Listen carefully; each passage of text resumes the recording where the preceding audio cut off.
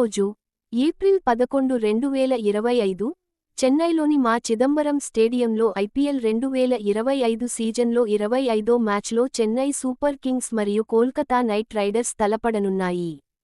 పసుపురంగు వృత్తం Chennai super Kings బలాలు. MS Dhoni మార్గదర్శకత్వంలో Ruturaj Gaikwad నాయకత్వం వహిస్తున్నారు.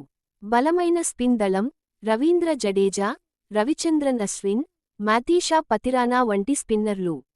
డెత్ ఓవర్ల స్పెషలిస్టులు, నాథన్ ఎలిస్, మాథీషా పతిరానా వంటి బౌలర్లు చివరి ఓవర్లలో రన్స్ నియంత్రించగలరు. బలహీనతలు: ఇంజరీ ప్రోన్ పేసర్లు, కమ్లేష్ నాగర్కోటి, ముఖేష్ చౌదరి వంటి బౌలర్లు గాయాల సమస్యలతో బాధపడుతున్నారు. మిడిల్ ఆర్డర్ అస్థిరత: బ్యాటింగ్లో మిడిల్ ఆర్డర్లో స్థిరత కొరవడుతోంది.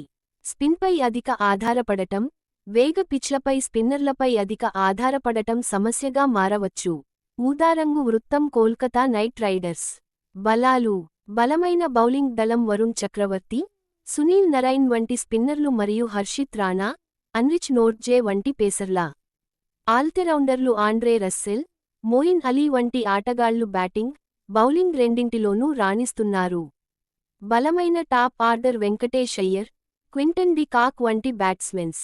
బలహీనతలు: మిడిల్ ఆర్డర్లో అనుభవం కొరత, కొత్త ఆటగాళ్లపై ఆధారపడటం వల్ల అనుభవం లోపిస్తోందా? పిచ్ నివేదిక: మా Chidambaram stadium, Chennai.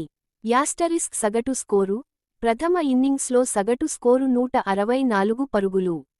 Asterisk pitch స్వభావం: బ్యాటింగ్కు అనుకూలమైన పిచ్, కానీ భారీ స్కోర్లు సాధించడం కష్టం.